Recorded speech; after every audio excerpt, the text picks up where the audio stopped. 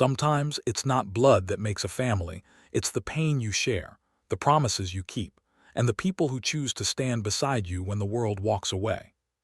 That night as the rain poured over the city, a young boy ran through the darkness barefoot, soaked, clutching a torn backpack. He stopped at the gates of a security post, trembling, eyes full of fear. "Sir, please," he cried, his voice cracking. "They took my brother, please, you have to help me." Inside, Jasonstatham looked up from his desk. He'd heard desperate voices before, but this one hit differently. Because behind that trembling voice was a story he'd lived once himself. And that night, no one was walking away. Before we continue, if you've been following these stories and feeling every heartbeat, every word, thank you. Your support means more than you know. Each like, each comment, and each share helps us bring these moments to life. So if you haven't yet, take a second to hit that like button, drop your thoughts below, and let's keep this family growing one story at a time. The night had that kind of cold that clung to the bones, not just the kind that chills your skin, but the kind that makes the streets feel empty even when they're full. The parking lot outside the old industrial complex was washed in orange light from flickering lamps, puddles reflecting the distant hum of a city that never really slept. Jasonstatham leaned against the security booth, eyes scanning the monitors out of habit more than need. He'd been doing this job long enough to know that danger doesn't always announce itself. Sometimes it just shows up quietly, waiting for someone to notice. He wasn't expecting anyone tonight, not at this hour. But then faint through the drizzle came the sound of footsteps, small, hesitant, the kind of steps made by someone who didn't belong there. Jason turned his head just as a figure stumbled into the light. It was a boy, maybe 10, maybe 11, drenched, breathing hard, clutching something to his chest. "Hey kid," Jason called softly, taking a step forward. "You lost." The boy didn't answer. His eyes darted around the lot like a frightened animal. Then he took another step, and Jason saw what he was holding, a worn-out walkie-talkie, the kind that looked like it had seen better days. "Sir, please," the boy stammered, voice shaking.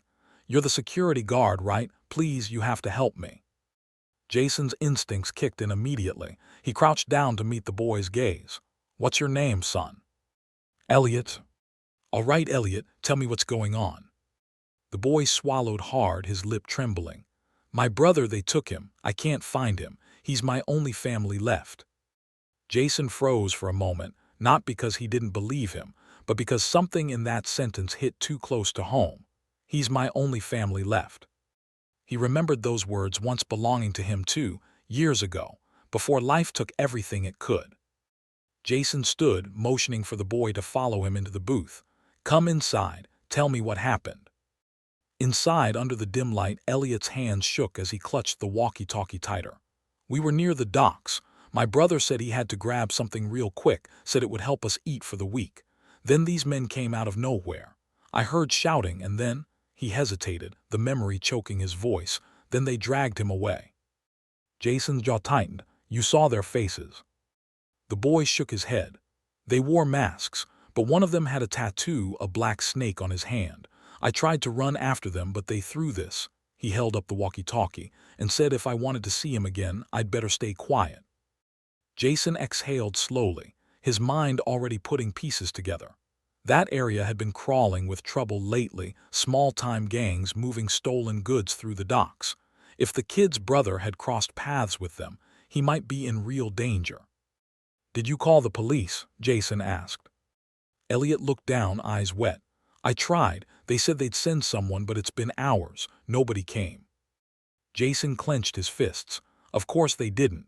To them, it was just another report from the wrong side of town. "All right," Jason said, finally standing tall. "You stay here, understand? Don't open this door for anyone unless it's me." Elliot's eyes widened. "Where are you going?" Jason's voice was low, calm, but deadly certain. "To find your brother." The rain picked up as Jason moved through the streets, hood up, mind sharp.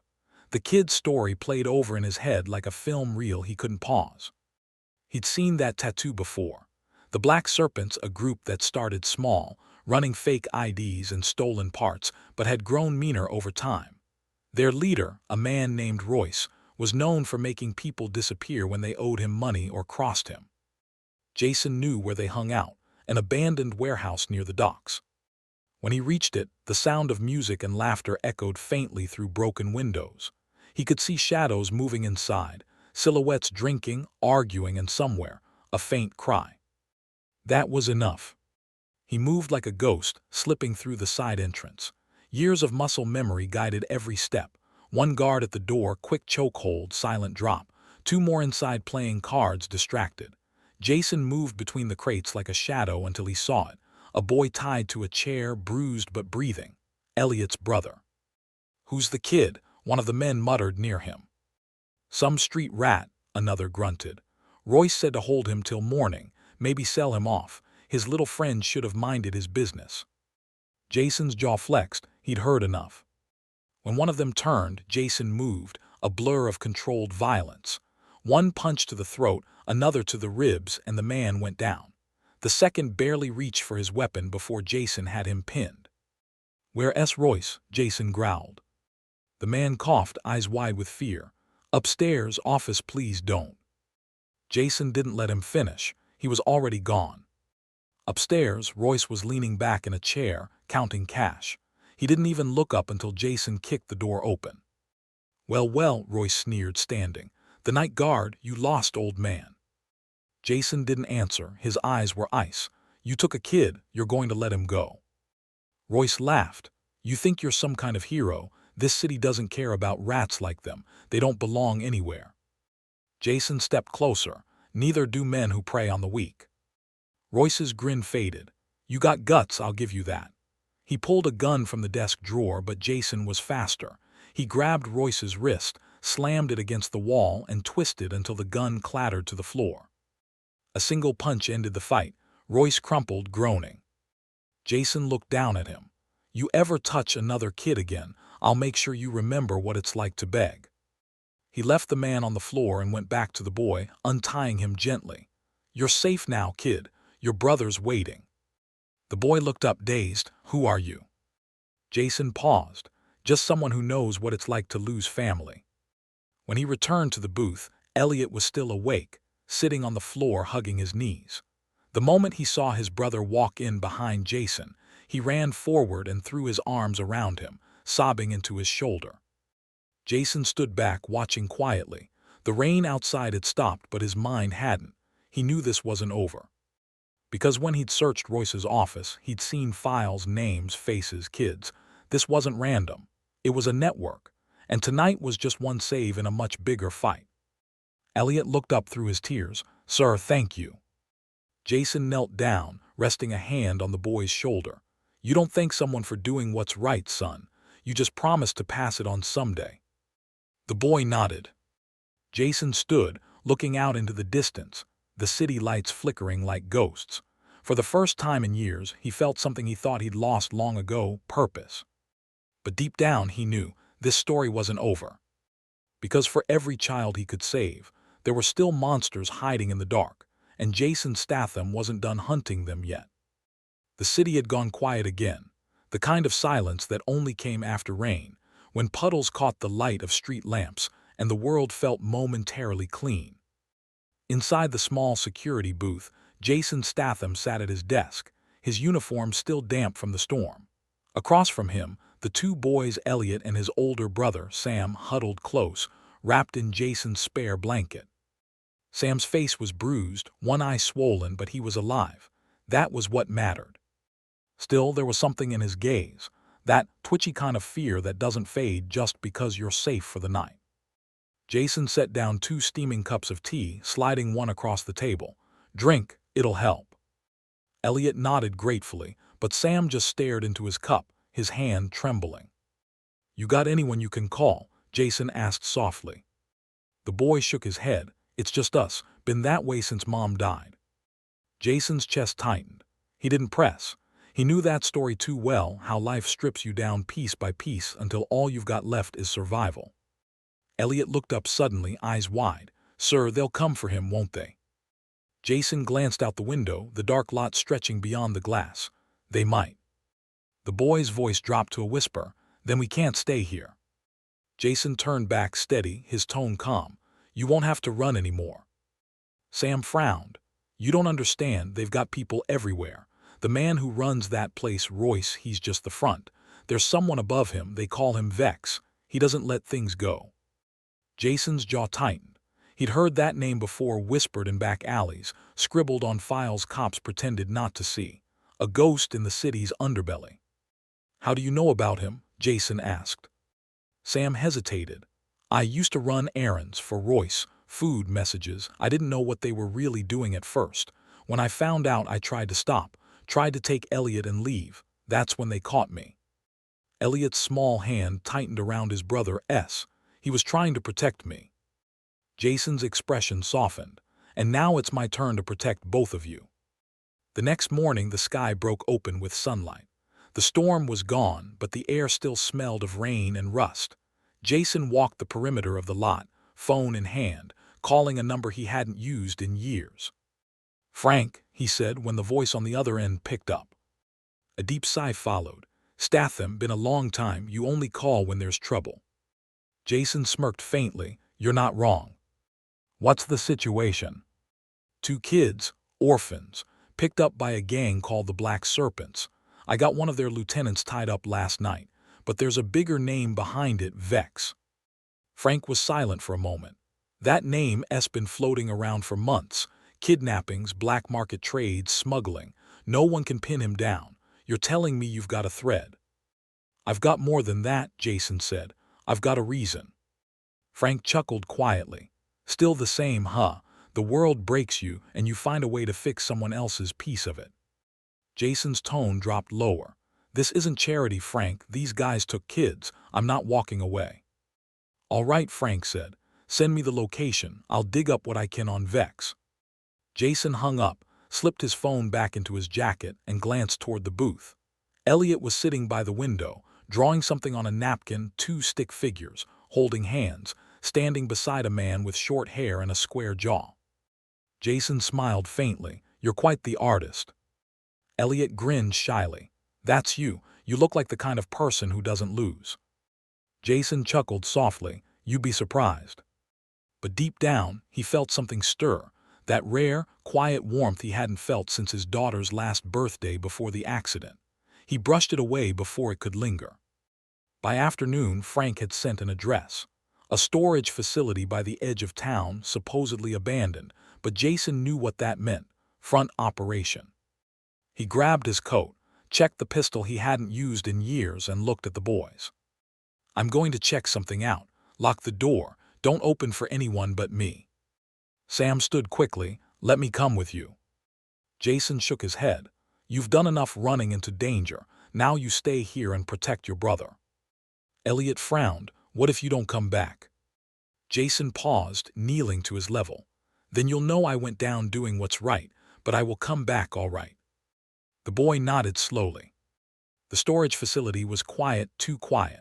Rows of corrugated doors lined the lot like metallic tombs.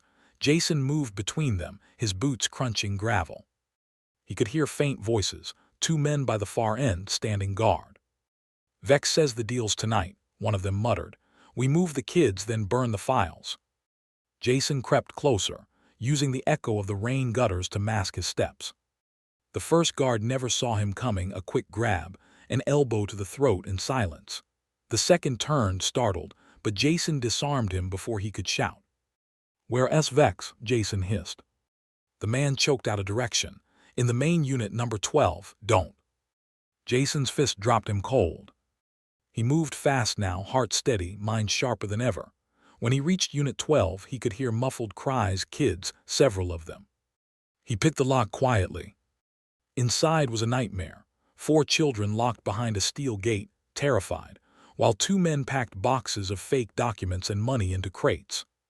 Jason's voice was a blade. Step away from them. The men froze. One reached for a weapon. Jason kicked the crate, knocking it into his legs, then disarmed the other with a single strike. Within seconds, both were down. He rushed to the cage, cutting the lock.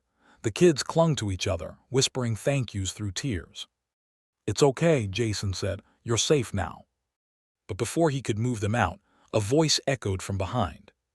Well, if it isn't the city's new hero. Jason turned. A man in a black suit stood there, tall and unnervingly calm, with a serpent tattoo curling up his neck. Vex. He smiled coldly. You've caused quite a mess. You think saving a few brats changes anything? Jason stepped forward, eyes narrowing. It changes everything for them. Vex laughed. You don't get it, these kids, they're assets. The world stopped caring about them a long time ago. I just make use of what's left. Jason's tone was ice. You sound like someone who's about to learn what regret feels like. Vex's smirk faded. Big words for a washed-up guard. Jason didn't wait. The fight broke like thunder. Vex was fast-trained, but Jason was faster. Every move was precision, years of discipline unleashed in controlled fury. They crashed through boxes, fists cutting through the tension until finally Jason landed a brutal punch that sent Vex sprawling into the wall. He grabbed him by the collar, voice low. You hurt kids, you don't get second chances. Vex spat blood. You think you've won. You're too late. They'll come for me and they'll come for you too. Jason's voice dropped even lower. Then tell them where to find me. He slammed him into the wall one last time, not to kill, but to end it. Then he tied him up and called Frank. When the sirens finally came, Jason stood outside, the kids gathered behind him. The flashing lights painted everything in red and blue, but for once it wasn't chaos. It was closure. Hours later, back at the booth, Elliot and Sam waited anxiously. When the door opened and Jason walked in, Elliot ran straight into his arms. You came back. Jason smiled softly, ruffling his hair. Told you I would. Sam stood beside him, voice quiet. You saved more than just us, didn't you? Jason nodded. Yeah, but it's not about saving everyone. It's about saving someone when it matters. Elliot looked up at him, eyes shining. You're like a hero. Jason chuckled faintly. Nah, heroes wear capes, I just wear a badge. The boy grinned. Then maybe the world needs more badges like yours. Jason didn't answer. He just smiled, that quiet kind of smile that hides all the pain and pride behind it. As dawn crept across the sky, the city slowly woke. The world went back to normal, cars honking, people rushing, life moving on. But in a small booth by the edge of the lot, one man knew that for 2 boys and 4 rescued kids, everything had changed forever. And though Jasonstatham didn't say it out loud, he knew deep down. Sometimes fate doesn't call you to save the world. Sometimes it just puts one small life in your path and asks what kind of man you'll be when they beg you for help. That night, Jason hung his old Navy ID back on the wall, right next to the photo of his daughter, the one he hadn't touched in years. He looked at it and whispered, Guess I'm still doing what I promised you. Outside, the rain started again. But this time, it didn't feel cold. It felt like peace.